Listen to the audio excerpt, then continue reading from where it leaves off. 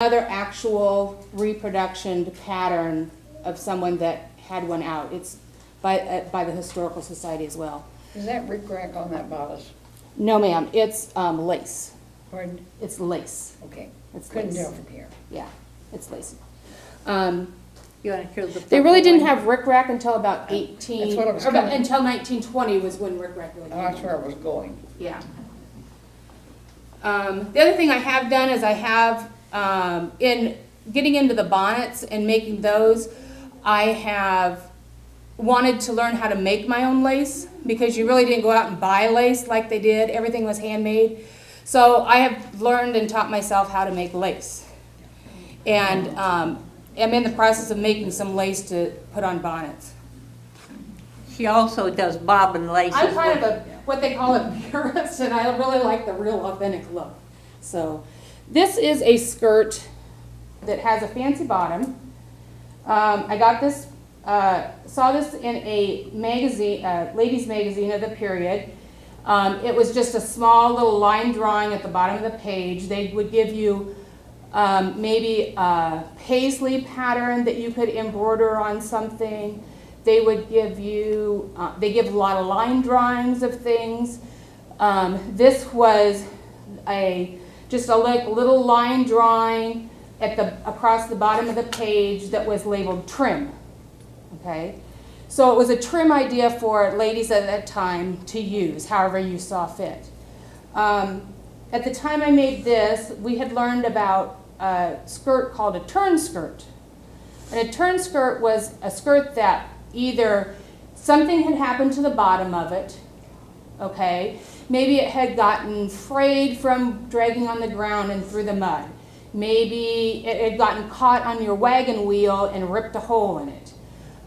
Maybe it was a skirt that you had when you were 14, and since your waist size never changed but you grew taller, it was, and the fabric was still good, it was something that you could use and have another skirt for another option. So it might be too short for you. So you needed to lengthen it to get some length down to the bottom so your ankles didn't show. And so what I came up with was putting, and it kind of came about because I love this fabric, but I didn't have very much of it. I only had, so I couldn't make, 3 panels around as long as I needed. I had to cut it and only make it 3 panels around short, which wouldn't work. So I came up with this, used the line drawing to make the top, and cut out a width wide enough, and then sewed it around the bottom to make the skirt wearable and usable, the fabric usable. Turn skirts were also came about because if you damaged your skirt at the bottom, this one doesn't have it. That one does. You could, well, this one isn't quite as much, but you could put in fabric that was the same, I think the one you have on is. But anyway, you basically just fold it over. When you first originally made it, you would figure it maybe, 6 inches longer than what your hem length was. Here, okay? And then you'd pull it up at the top. Yeah, that's a little bit more. Well, that's not quite either. Yeah, I know it. Anyway. You can explain it. This is one. This is more like it. So anyway, you've got some extra fabric here that you've kind of built into the garment. And if your skirt got caught and ripped, and you couldn't really fix it, or it was big enough that you couldn't really do anything with, what you might do is take it all off the waistband, undo all your gathers, whatever type of gathers you have on, open this fabric up, okay, so it's flat. Then you would regather, you might take another piece of fabric, sew it on, sew it onto the very end of it up here into the seam, turn it over and regather it all. So you basically lengthened your skirt like 6 inches or 4 inches, whatever you've needed. And skirts had a different piece on the bottom here for a hem. So if this got dirty and you could take it off, wash it, put it back on, or you could change it out easy. And then you flip the skirt, and now this that's not quite as nice here goes Is- into all the pleating. Up through here. And what so was you up don't- here at the pleating now goes to the bottom of the skirt. To give you a nicer look to it. So that was really what flipping a skirt was about. Because It was you called a left turn enough. skirt. Yeah, turn skirt. Um, You see, you just didn't waste a thing. yeah. This is a look, side going with this skirt, then I made this look, and this became fashionable actually during the real Civil War, is a skirt and a top that was a different color. It also allowed you to get a little bit more use out of your clothes, and it showed support through the war. This particular shirt is called a Garibaldi shirt. It came into fashion from the, there were fighters that came over from, Italy. And they were called Garibaldi soldiers. Their typical dress was a shirt similar to this that had some fancy work down the sleeves and sometimes around the shirt and the cuff, the shirt sleeve cuff. It was usually white, and they wore red, kind of like bloomer pants that would tuck into the two gaiters that went around their legs. And then they wore a jacket, it was usually a blue jacket, and it was kind of like a bolero jacket that we might think of today. And it had big sleeves like this to it. So some of them did. So this became a fashion that women, the younger women adopted because one, they wanted to show support for the war. They didn't want to look like their parents. They wanted to be a little bit more modern, and so they made this. And then the trim on this is a typical Garibaldi type trim that you can't see it unless you come up close. It's black. It's black on black. So, and it's all hand sewn on there. You can come up afterwards Yeah, you can all come up and handle afterwards. anything you want. So this was typical. I made a couple Garibaldi shirts. This is one I made to go with this outfit. I made to go with this fabric. This is a fabric I found I really liked, but there was only enough to make a skirt. So I had to decide what to do to make an outfit. So I made another Garibaldi shirt out of a linen. And I did stitching, this is counted cross stitch off waist canvas, and did all the stitching around it to decorate it out. So then I have that. And I can wear the jacket with that if I want. Or I could wear it with this outfit. This is a kind of a version of the blue dress.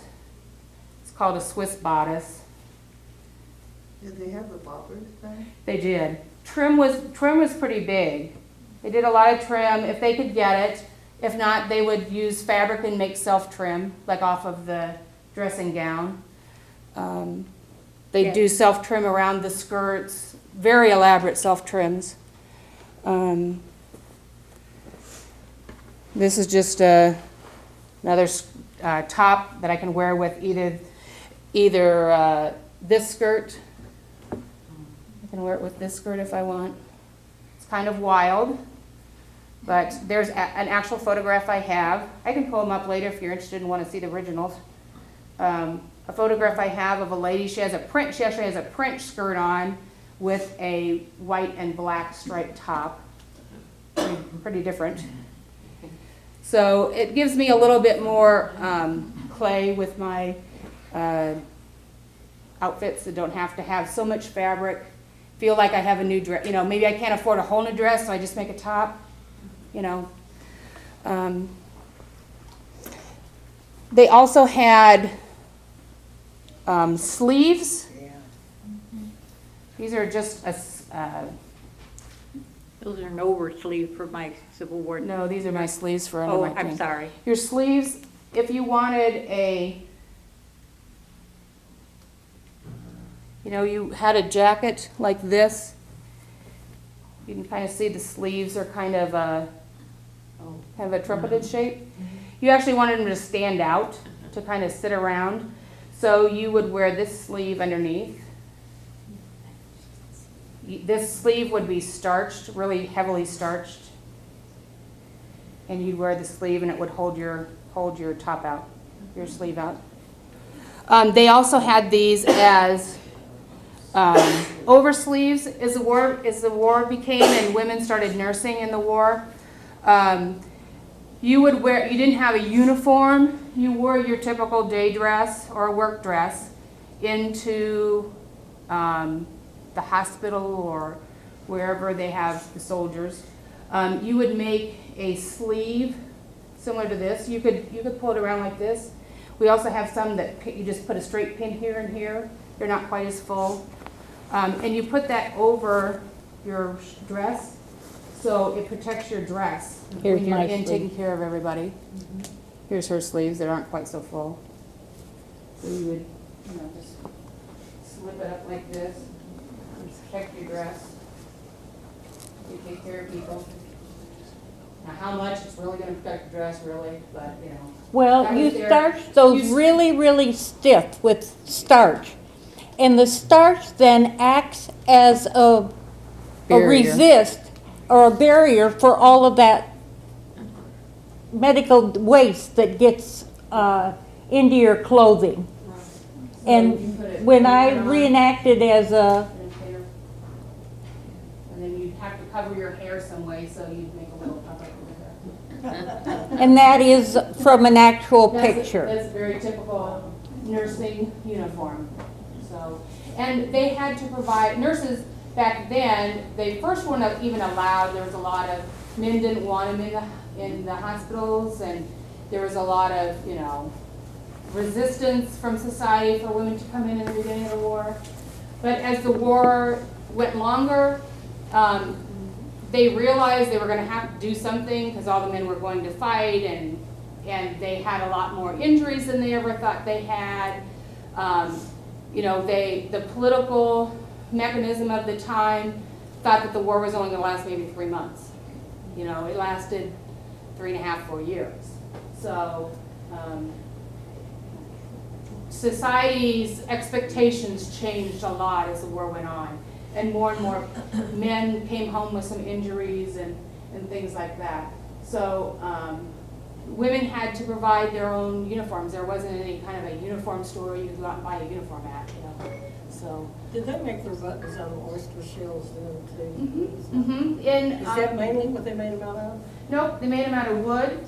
The Horn. blue dress has them out of wood if you want to look at Yeah, we tried to it. do different things, and you can come up and look. They made them out of horn, animal horn, wood. If you lived along a river or the Mississippi, if you get oysters, they would make them out of oyster shells, Clamshells. to give that mother of pearl look. They did make some out of metal after the war, like through the war and Well, after the this war. one's out of Some of metal. the military, like the military buttons were brass. You could make them out of that. Tin, they had tin buttons. They could stand off their own little tin buttons if they had some tin. So buttons were a little bit more. I mean, the common person had access to buttons, but you had to spend to get them a little bit. That's one reason why a lot of people just still straight pin. Not that straight pins were easy to come by, and all straight pins were basically made by hand then, so they were kind of expensive, to buy, but you could get them. So Rebecca, do you want to a come straight down? pin, you could use the same straight pins on every. If you had a couple dresses, you could use the same straight pins. It wasn't like buttons that you had to dedicate to that dress. So things like that. You want to come down, show Yeah, the bonnets, so, because you've got okay. 15 minutes. Okay, long. so this is a pair of shoes, younger ladies' shoes, or even old, Do they have right and left feet? This pair actually does have right and left feet. This pair does not.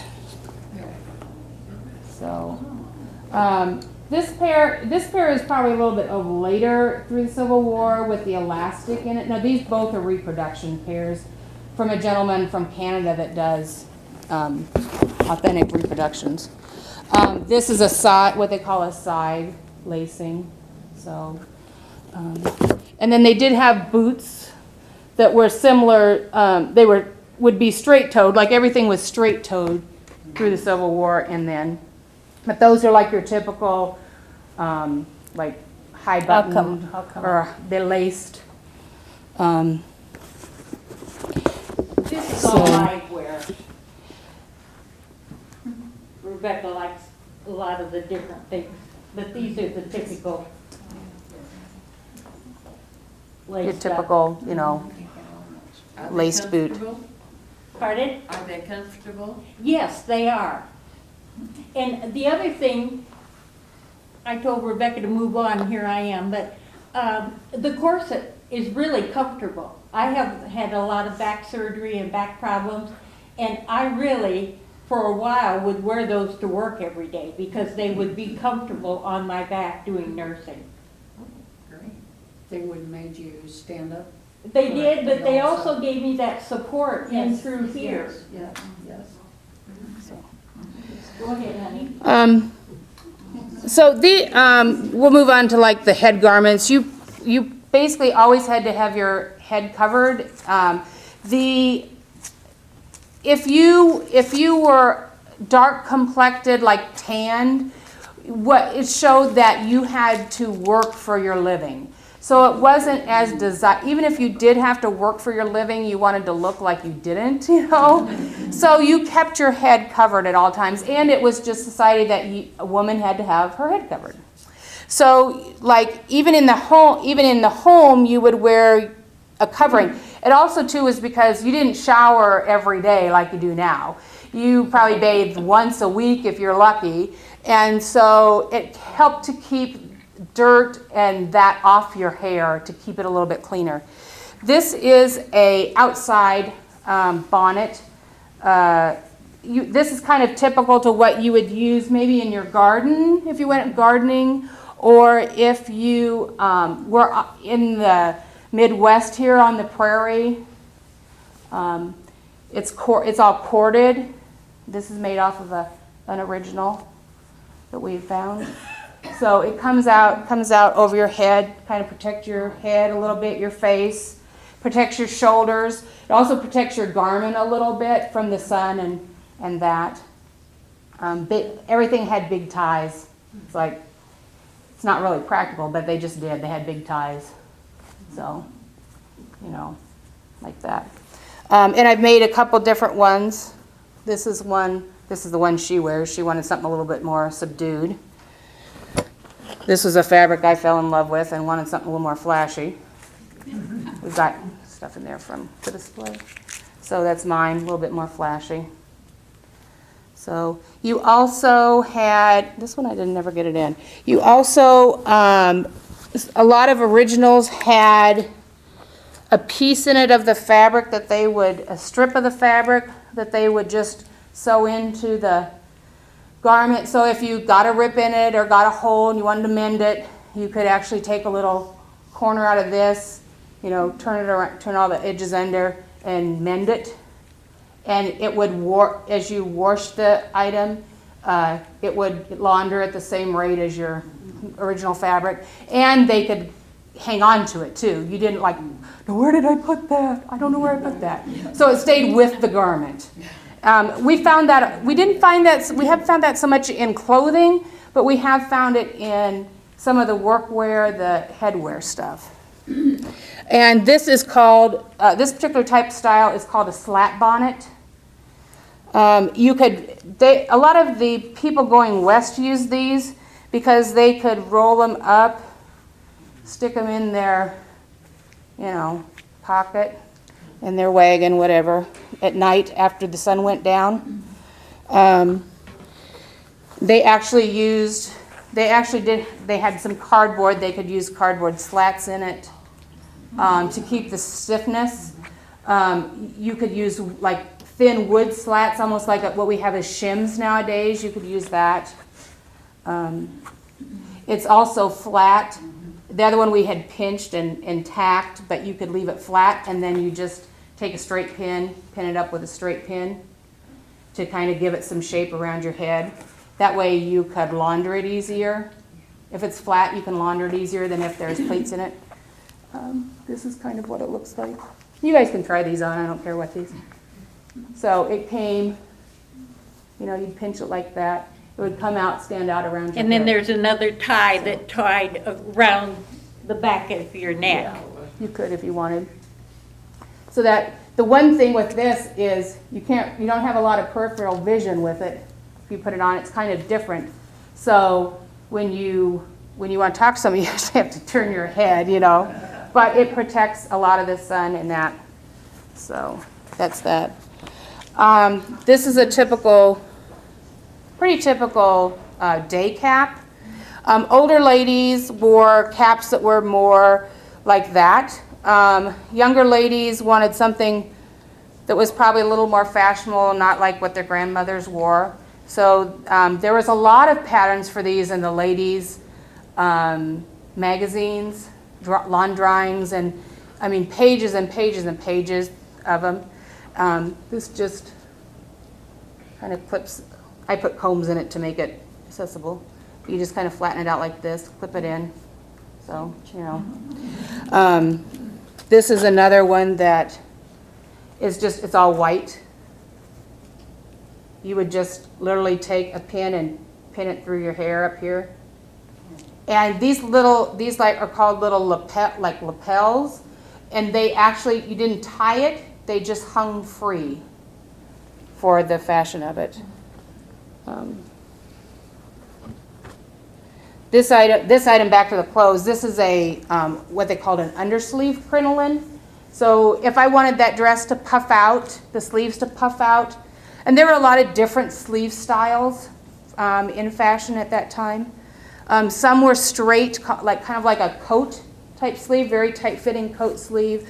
That ones on this dress, on this blouse here, they're called a bishop style, if you're interested.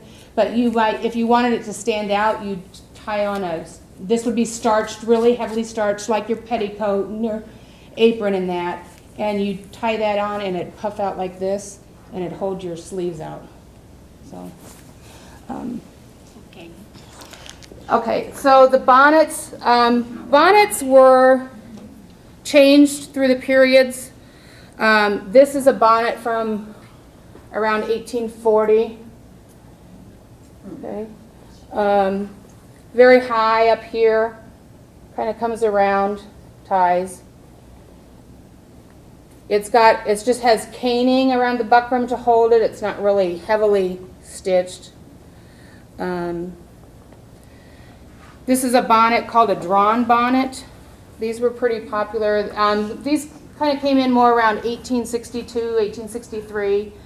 You could have it very plain, like this. It's a buckram shape, and you make little like channels in your fabric, and then you run caning in these little channels and gather the fabric all up and stitch it on. So I've done one like this. This is the first one I ever did. This is another one I did, and I wanted to decorate it up, make it a little fancier.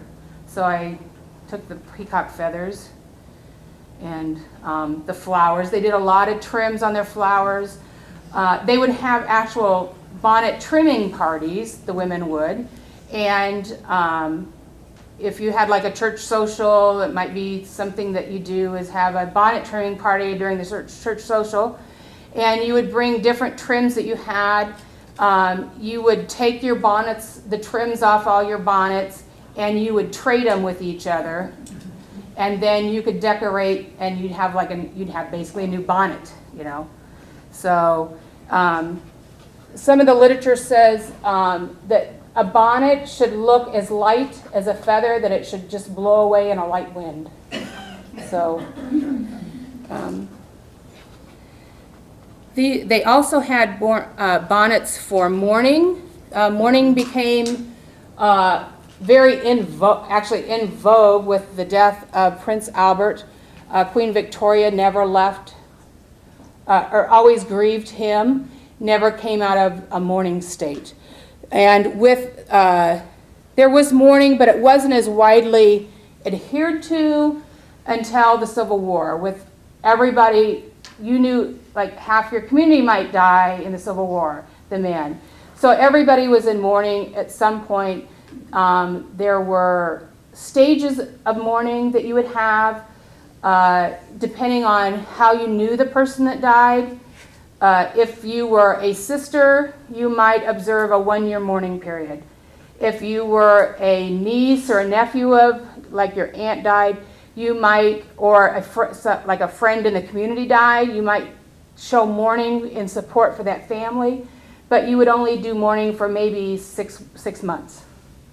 And then you would come out of mourning. Or you would be, over your year period, if you were in for a year, over your year period, you would have, they have different stages of mourning. So you might wear certain colors for the first 3 months, all black. As you get to month 4 and 5, you would add in a little purple to the wardrobe. And, you know, like by maybe month 9, you're in white and black, which is half mourning. And then at the end of the year, you come out and you just dress however you normally dressed. So these and I say that because these 2 bonnets are exact period reproductions of 2 half mourning bonnets. I did these off of plates out of Godey's magazine, women's magazine. All I had was a short half paragraph description of what they looked like and a little bit of a picture, a line picture, and I made them. So this is one that has like a curtain and a little bit fancy with the baubles. These are both half mournings. So. And we wore those to the Lincoln. While we were living in Wisconsin, we started joining a group up in Minnesota at the Historical Society in Minnesota, and they're a very purist, what we call a very purist group, and they did a reenactment in Chicago of Lincoln's funeral procession that came through Chicago, and they actually had a horse-drawn hearse, and somebody had reproduced the casket that Lincoln was buried, that traveled on the train through the United States, and it had a big stop in Chicago. They did a very big processional through a cemetery, and they had, you know, like women dressed in half mourning that followed behind his procession. Different things to make this like a really big deal then. And so I made these. We were invited to go to that and participate. So When was that? that was back in the early 90s, I think they did it. Because they just had the 150th Yeah. anniversary. Yeah, it wasn't really well publicized. It was a very kind of an invited type of an event that they were doing. The one they just did was at Springfield, wasn't it? Yeah. Just this bonnet, if you notice, it's very different than this bonnet. Okay, this is a bonnet from 1864, and like I said again, as time went on, fashions progressed. Younger women didn't want to look like their mothers and their grandmothers, and have bonnets that had. This piece is called a curtain, and it goes across the back of your neck and helps protect the back of your neck from the sun. So to keep the back of your neck fair looking. So they didn't like the curtain. They didn't like the big full shape. They wanted to go to something smaller, more demure, more modern. So they dropped the curtain. Some of them kept the shape, but they just shortened the curtain, or they dropped the curtain altogether. So this one kind of goes on like this, just sits at the top. See, there's not much really to protect the back of my head, cover my head. My hair is going to show, things like that. This is This is a opera bonnet, what was called an opera bonnet. Very fancy, different shape. And then this is, we brought this, this is a period parasol. It also helped with keeping the sun out of your eyes, keeping your skin fair. If you were out in a carriage, because pretty much everything was open carriage if you had a carriage, you know, that hot sun beating down on you. You didn't really have sunglasses like we have nowadays. So the women would carry parasols. They were very small. You had, within society, you observed a very strict code of proximity to other people. They defined a personal space that each person had was about 18 inches, which is about the size of your shoulders. You know, it's about the size of your shoulders. It doesn't go out much up. So the parasols were very small. So if you were in a carriage riding, you could have this here. If your husband was sitting here, even though you're married, you're a husband and wife, but you don't want to invade their personal space. So it's very small, so it doesn't bother them. And you could still carry on a conversation if you and your sister were riding together, you know, and protect yourself. The other thing that these parasols did, and they're called carriage parasols, is because they turn.